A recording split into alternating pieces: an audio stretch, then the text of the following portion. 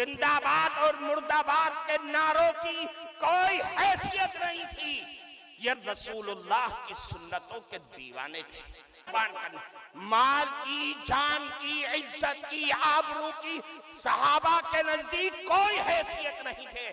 رسول اللہ زندہ رہیں، سلامت رہیں، آباد رہیں، ان کے پاؤں میں کانٹا نہ چبھنے پائے، ہم سولی پر چڑھ جائیں، ہمارے ٹکڑے ٹکڑے کر دیے جائیں، گوارا ہے، لیکن رسول اللہ سلامت رہیں۔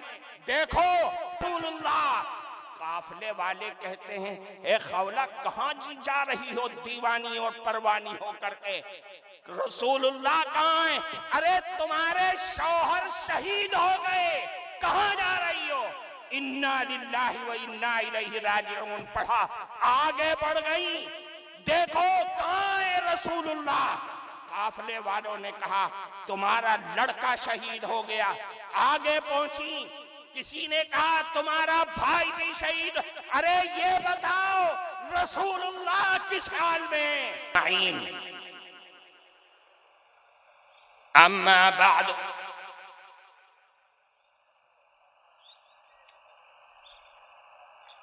عن انس رضی اللہ تعالی عنہ عن النبي صلى الله عليه وسلم قال من أحب الله فليحبني ومن أحبني فليحب أصحابي ومن أحب أصحابي فليحب مسجدي ومن أحب مسجدي فليحب القرآن أو كما قال رسول الله صلى الله عليه وسلم۔ محترم حضرات علماء کرام اور اس عظیم الشان دینی، ایمانی اور نورانی محفل میں موجود ہمارے معزز بزرگوں، قرب و جوار سے آئے ہوئے مہمانان مکرم، آج کے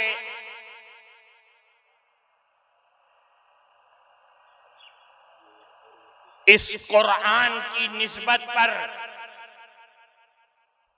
جمع ہونے والے طلبہ، علماء اور تمام مہمانان مکرم کی خدمت میں کچھ باتیں چند منٹ میں رکھنے کی کوشش کروں گا۔ میں نے آپ کے سامنے ایک حدیث پڑھی ہے، اس حدیث میں 5 باتیں، 5 چیزوں کی طرف اللہ کے نبی نے ہم سب کو توجہ دلائی۔ سب سے پہلی چیز فرمائی کہ اے لوگوں، جس نے اللہ سے محبت کیا گویا کہ اس نے آقائے نامدار صلی اللہ علیہ وسلم سے محبت کی، اور جس نے رسول اللہ سے محبت کی اس نے حضرات صحابہ کرام سے محبت کی، اور جس نے حضرات صحابہ کرام سے محبت کی اس نے قرآن سے محبت کی، اور جس نے قرآن سے محبت کی اس نے مسجد سے محبت کی۔ یہ 5 جو محبتوں کے علم بردار ہیں، جو محبت ہمارے ایمان کی، ہمارے دین کی، ہمارے مذہب کی، ہماری شریعت کی، ہماری موت اور زندگی، ہماری دنیا اور آخرت کے لیے بنیاد ہے کہ سب سے پہلے محبت اللہ سے ہونی چاہیے جو ساری کائنات کا مالک اور بادشاہ ہے۔ پھر اس کے بعد فرمایا جس نے اللہ سے سچی محبت کر لیا، محبت کا دعوے دار ہو گیا، تو سمجھ لو کہ اس نے اللہ کے نبی سے محبت کا پروانہ حاصل کر لیا۔ اور جو اللہ اور اس کے نبی سے محبت میں کامیاب ہو گیا تو اللہ کا اعلان ہے من یطع اللہ والرسول فقد فاز فوزا عظیما، اس نے دنیا اور آخرت کی کامیابی کو حاصل کر لیا۔ اللہ اور اس کے نبی سے محبت کرنے والا، پھر فرمایا کہ اس کا مطلب یہ ہے کہ رسول اللہ کے جانثار، رسول اللہ پر اپنے جان اور مان کی قربانی دینے والے حضرات صحابہ کرام سے بھی وہ محبت کرتا ہے۔ صحابہ کرام میں آج آپ کی اس مبارک جلسے میں، مبارک اجتماع میں، ان مبارک سماعتوں کے ساتھ میں آپ کے دل و دماغ پر یہ بٹھانا چاہتا ہوں کہ آج دنیا کے اسلام اور مسلمان دشمن طاقتیں ہم سب کو ایک ایسے غار اور گڈھے کے اندر دھکیلنے جا رہی ہے جو حضرات صحابہ کرام سے دشمنی کے جذبات کو پیدا کرتے ہیں۔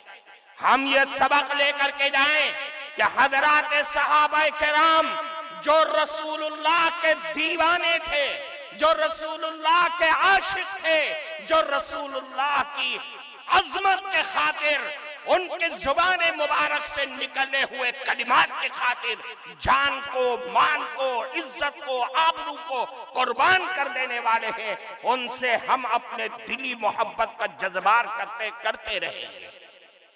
میرے عزیز دوستو، حضرات صحابہ کرام کی شان میں، ان کی عظمت اور ان کی کبریائی اور ان کی بڑائی میں قرآن و حدیث بھرے پڑے ہوئے ہیں۔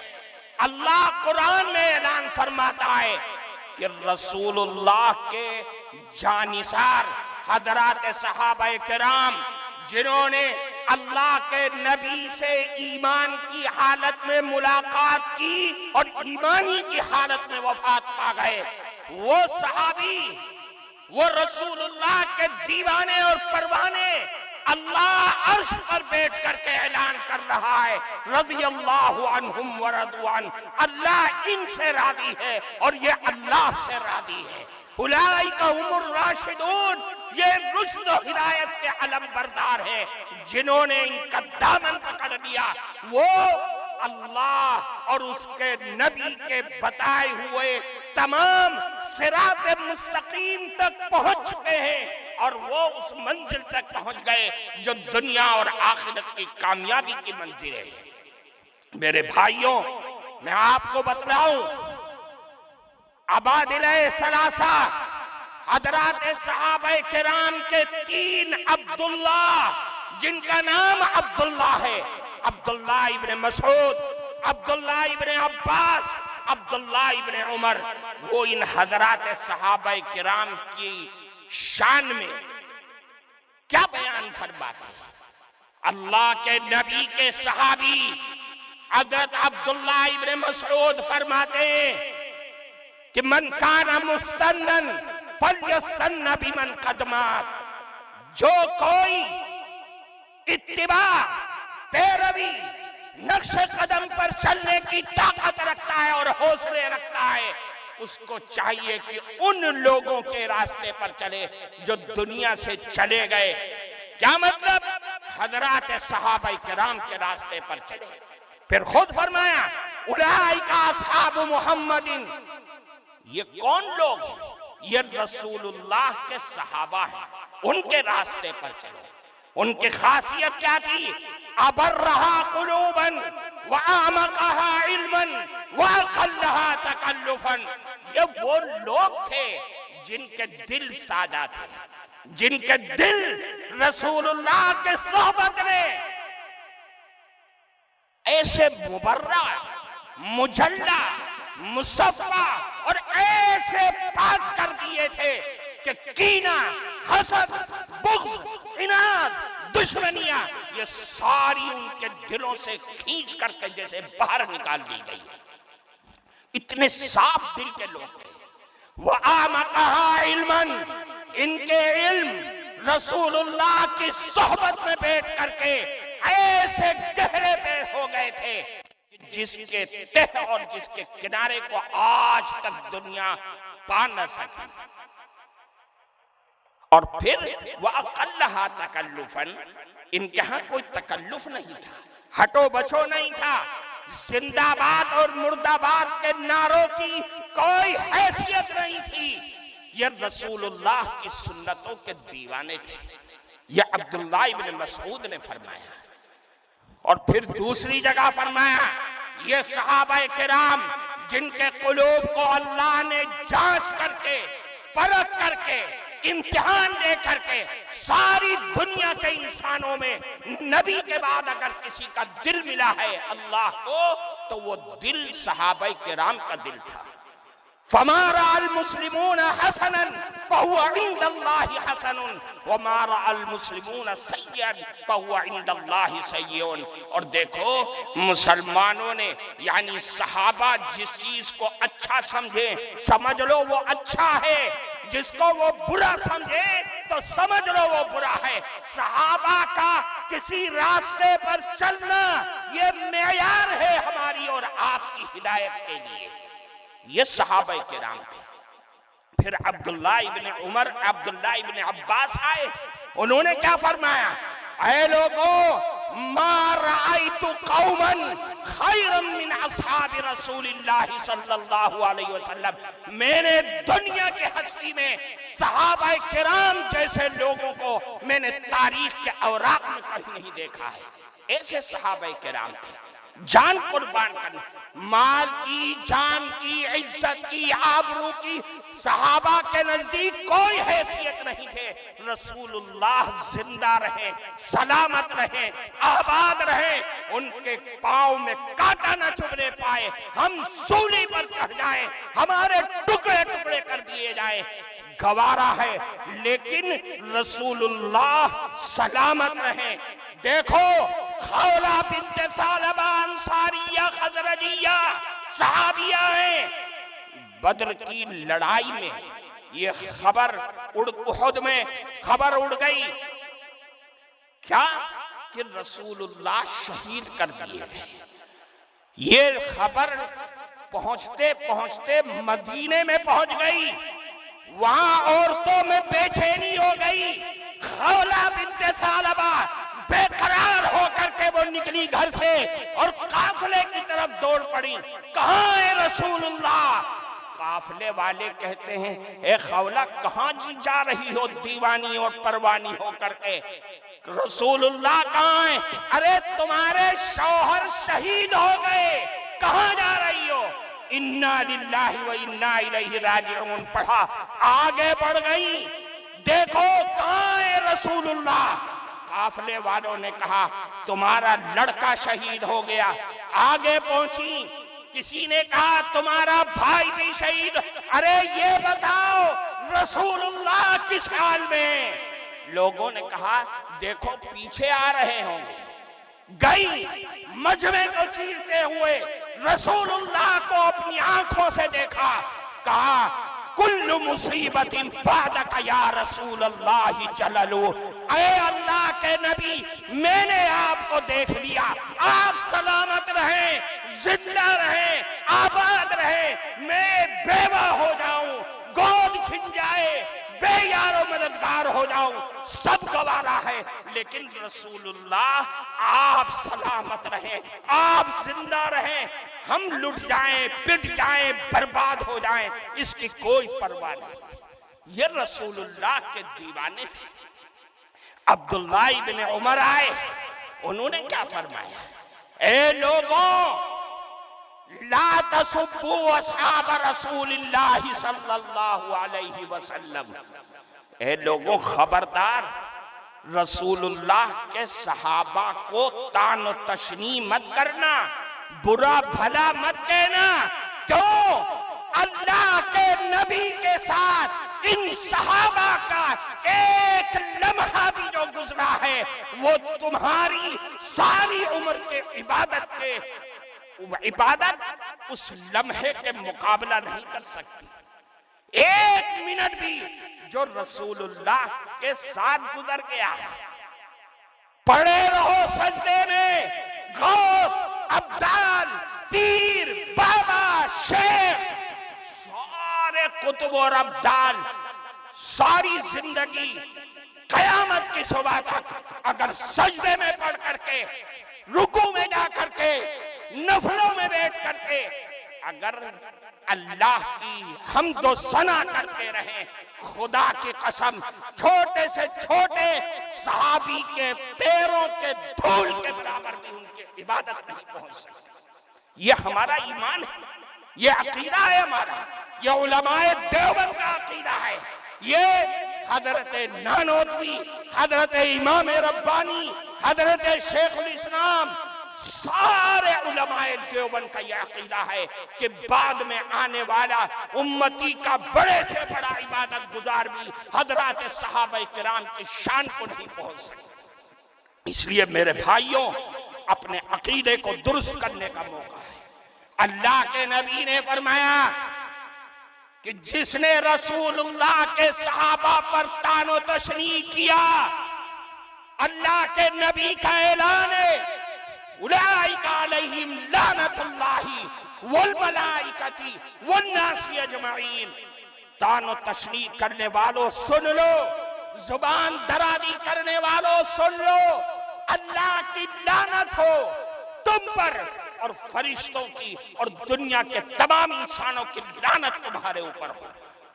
اللہ کے نبی کے صحابہ پر زبان درازی کرتے ہو۔ اللہ کے نبی نے اعلان فرما دیا، اذا رأيتم الذين يسبون اصحابي فقولوا لعنت اللہ علی شرکم۔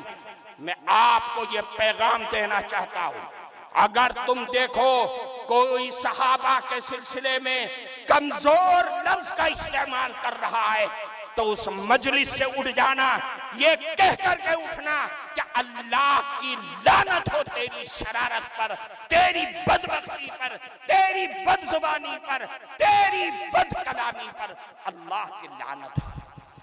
کیوں؟ صحابہ ہماری جان ہے۔ کون ہے صحابہ؟ بولو، صحابہ ہمارے ایمان ہے۔ آپ زور سے بولیے، تمہارا ایمان ہے کہ نہیں ہے؟ بول سے بولو اور طاقت لگا کے بولو، ساری دنیا میں تمہاری آواز جائے، صحابہ ہمارا ایمان ہے۔ بولو، صحابہ ہمارا ایمان کون ہے؟ صحابہ ہمارا قرآن کون ہے؟ صحابہ ہماری جان کون ہے؟ زور سے بولو، ہماری جان صحابہ ہے، ہم قربان ہونے آئیں گے، لیکن صحابہ کی عظمت پر آنچ آئے، بد کلامی کرے، خدا کی قسم ہم اس کو برداشت نہیں کر پائیں گے۔ کرو گے برداشت؟ گوارا کرو گے؟ رسول اللہ کے صحابہ ان کی شان میں کوئی گستاخی کرے اور ہم برداشت کر لیں؟ صحابہ کون تھے؟ صحابہ کون تھے؟ مسعود ابن عروہ کفار مکہ کا ایلچی تھا، ترجمان تھا۔ وہ آیا رسول اللہ کے پاس پیغام لے کر کے کفار مکہ کا۔ یہاں دیکھتا کیا ہے؟ یہاں تو مسئلہ ہی عجیب و غریب ہے۔ کیا ہوا؟ سارا ماجرا دیکھ کر کے کفار مکہ کے پاس پہنچا۔ کس کا مقابلہ کر رہے ہیں؟ کس کو دبانے کی کوشش کر رہے ہیں؟ کس کے منہ لگ رہے ہو؟ تم جانتے ہو میں بڑے سے بڑے بادشاہوں کے دربار میں گیا ہوں، میں نے بڑے سے بڑے درباریوں کو دیکھا ہے، لیکن خدا کی قسم میں نے رسول اللہ کے ان جانثاروں کا جو حال دیکھا ہے وہ میں نے اپنی آنکھوں سے آج تک نہیں دیکھا ہے۔ کیا دیکھ لیا تم نے؟ جادو میں گرفتار ہو گئے ہو؟ پر لگتا ہے کہ محمد کا جادو چل گیا۔ نہیں، میں نے وہ دیکھا ہے جو آج تک میں نے کبھی کسی بادشاہ اور اس کے درباریوں میں نہیں دیکھا ہے۔ ارے کیا دیکھ لیا؟ میں نے دیکھا ہے رسول اللہ تھوکتے، صحابہ اپنے ہاتھ میں لے کر کے اپنے بدن پر مل لیتے ہیں۔ میں نے دیکھا ہے رسول اللہ کی ناک سے رینت نکلتی ہے، وہ زمین پر نہیں گر پاتی، صحابہ کرام اپنے ہاتھ میں لے کر کے اپنے بدن پر مل لیتے ہیں۔ تم ان کا مقابلہ کرو گے؟ یہ موسیٰ اور عیسیٰ علیہ السلام کے درباری نہیں ہیں، ان کے حواریین نہیں ہیں جو یہ کہہ دیں کہ آپ اور آپ کا رب جا کر کے لڑے، ہم تو یہاں بیٹھے ہیں۔ نہیں، یہ وہ لوگ ہیں کہ خبیب اور بڑے سے بڑے صحابی سولی پر لٹک گئے، لیکن رسول اللہ کے پیر میں کانٹے چبھنا گوارا کر لیں، مر گئے لیکن کانٹا چبھانا بھی پسند نہ کیا۔ یہ رسول اللہ کے صحابہ۔ اس لیے میرے بھائیوں، آپ اپنے ایمان اور عقیدے کو درست کیجئے اور دل کے ہر کونے میں یہ بات ڈال لیے، ہم زندہ رہیں گے صحابہ کی محبت پر زندہ رہیں گے، مریں گے تو صحابہ کی محبت پر مریں گے۔ یہ وہ لوگ ہیں کہ اللہ کے نبی نے فرما دیا جس زمین پر یہ دفن ہے وہ زمین سے قیامت کے دن اٹھیں گے، تو علاقے کے تمام لوگوں کے امام، رہبر اور مقتدی بن کر اٹھیں گے، پورے علاقے میں ان کی وجہ سے نور ہی نور رہے گا۔ اس لیے میرے بھائیوں، صحابہ سے محبت ہے تو قرآن سے بھی محبت ہے، مسجدوں سے محبت ہے۔ کیوں؟ یہ صحابہ ہی سے تو ملا ہے قرآن۔ آج یہ نورانی محفل، یہ فضا، یہ دھن اور سردی، آپ اپنے گھروں کو چھوڑ کر کے قرآن کی نسبت پر آئے ہیں۔ خدا کی قسم، ایک ایک آیت ہمارے پاس صحابہ کی محنت اور کوشش کی وجہ سے ہم تک پہنچائے، جو رسول اللہ کے براہ راست شاگرد تھے، رسول اللہ کے دیوانے تھے، رسول اللہ کے پروانے تھے، رسول اللہ کے جانثار تھے۔ رسول اللہ نے اس جماعت کو بڑی محنت سے تیار کیا ہے، اور اللہ نے اعلان فرما دیا وَأَلْزَمَهُمْ كَلِمَةَ التَّقْوَى وَكَانُوا أَحَقَّ بِهَا وَأَهْلَهَا۔ ہم نے تقوی کو لازم کر دیا ہے، اور یہی صحابہ کرام تقوی کے زیادہ اہل تھے، زیادہ لائق تھے، اور یہی اس کے لائق تھے، اس کے علاوہ کوئی نہیں تھا۔